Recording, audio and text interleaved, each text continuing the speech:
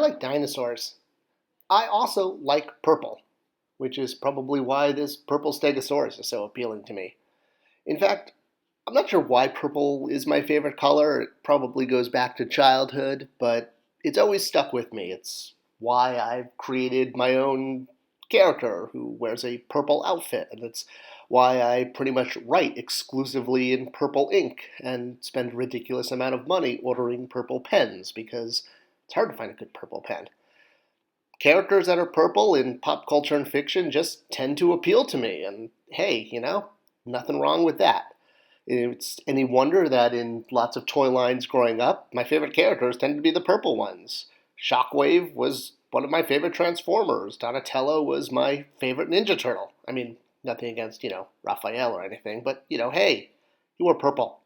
So, any shock that Spikor was one of my favorite Masters of the Universe characters, not just because, he was called Spikor and looked like some weird medieval dungeon escapee crazy guy with a pitchfork arm, but he was purple. Look, I like purple, okay?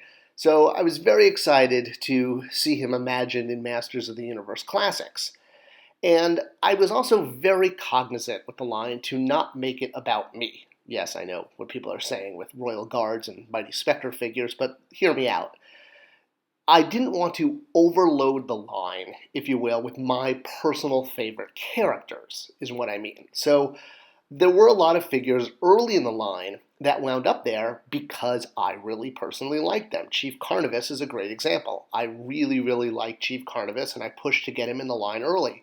But I wanted to make sure that the whole line wasn't just, Scott Neitlich's favorite characters. I mean, granted, a lot of my favorite characters are other people's favorite characters, too. Oh, hey, look, purple again on Scareglow's cape.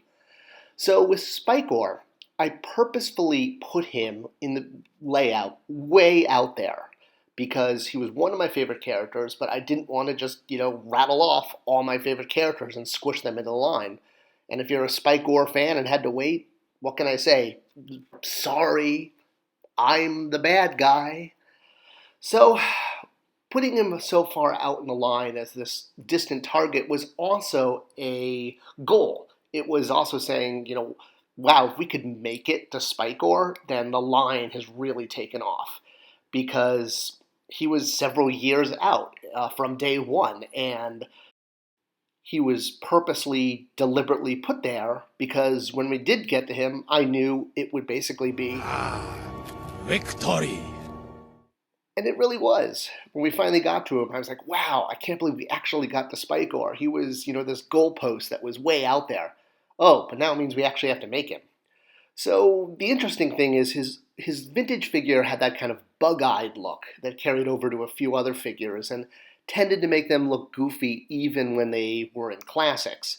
And while I'm all for bug-eyed characters, Spikor also has kind of that medieval torture spike arm evil thing going, and I really didn't want him to come out too goofy looking, and I know about the issues with Clawful. So we were very conscious to look at lots of iterations of him, including his prototype art where he also had a tail and he was a bit more porcupine-esque. I think in this concept, the spikes were more coming out of his body and less so his armor. And, of course, he was never in the 2000X series, but that didn't stop a lot of fans from imagining how he could look in the 2000X series, and especially because one of the aesthetic choices of 2000X, or the Mike Young series, the Four Horsemen redesign, was that all the characters had extra spikes. So a character like Spikor, putting him into this, pretty easy, because, you just give him extra spikes.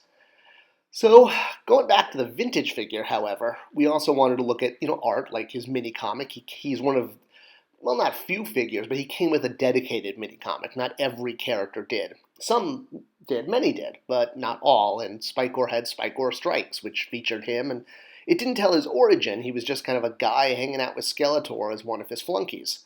And of course, he, like all the characters, had dramatic card art, where he used his action feature to smash into the heroic warriors. And in Filmation, he was also reimagined as an animated character, taking the cues from the way the toy was constructed, with the spikes looking like armor. And it's also interesting that on the show, he sometimes had two hands, although not always was the wristband actually colored in. And sometimes he had wristbands that weren't colored in at all and looked like they were part of his skin, but he also had the giant trident sticking out.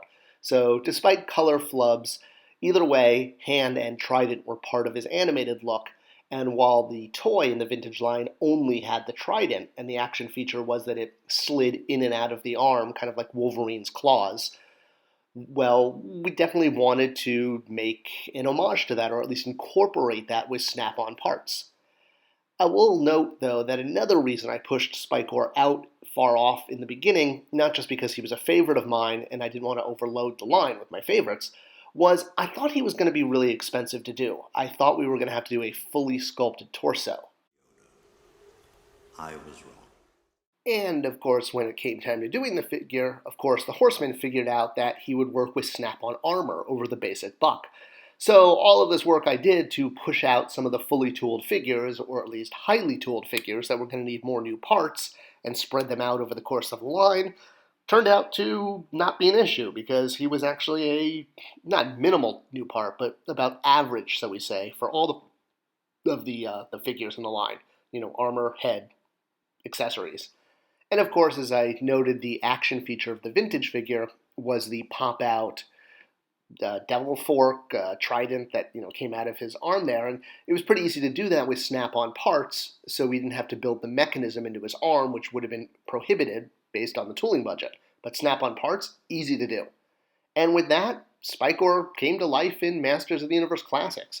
Not too goofy, not too bulky, very much recognizable as the figure, and complete with all the parts you needed to do both Filmation 2 hands and vintage toy, both long and short versions of the pop-out trident. Now, I should definitely draw attention to the bio for Spikor in particular, because while many of the figures had very clear bios or even their origins shown on screen in like the 2000X series, like Too Bad and Trapjaw in his comic book, Spikor did not. He was just this guy with spiky armor. Now, I'm a big fan of the Man in the Iron Mask, and I'm also really talking about historically the actual Man in the Iron Mask who was locked away in a French prison. Of course, there's also the book by Dumas, and I'm a big fan of Dumas's work, but the issue with that is The Man in the Iron Mask is not actually a book by Dumas. It's not called that at all. It's actually part of a much longer Three Musketeers storyline tied to the second book. It's a whole long story, but not actually a book. Don't believe them, Google it. Alright, so regardless of how the second Three Musketeers book was chopped up and sold at mass, the concept of the Man in the Iron Mask was something that always appealed to me, whether this was a full mask over the face, or it was just kind of a Zorro mask. And of course there was definitely influence from the Jim Carrey Mask movie as well, with the idea that a mask could take over your body or provide you with extraordinary powers just by putting it on. So this was a big influence in the origin created for Spikor, the idea that the armor itself, or the mask, would give him powers, whether, Mask had that in the comic book and the movie, and sort of whoever put it on, the powers replicated their personality. So with Spikor needing an origin story, now he had one. The idea was he put on this mask and armor, and it sort of bonded itself to him, and that was how he became Spikor. And I really liked that, because it was really great to give an origin to a character that I loved so much as a kid. Now, there was another Spikor figure put out by Super 7 a few years later. This was a PowerCon exclusive in the Club Grayskull line, which was a line that was meant to represent the exact look of the Filmation series. So not as many details, not as many paint ops, but more accurate. And it's interesting to see with this figure, it's the clear difference between which company made him, or it, the figure, because Mattel has to make all of its toys under toy guidance regulations and in compliance with safety standards. So even though the figures are noted as adult collectible, they're all graded at 4+. And with this figure from Super 7, when you touched it, it was not pleasant. Oh, that really hurt. So, despite having to wait a long time for Spikor to show up in the line, at least with the Classics one, you could pick it up and hold it. With that Super 7 one, every time I touched it, my fingers hurt. So it wasn't a figure I enjoyed playing with and posing. But I guess if you're just putting it on your shelf, hey, and that's what MOTU Classics Spikor could do too. He was awesome.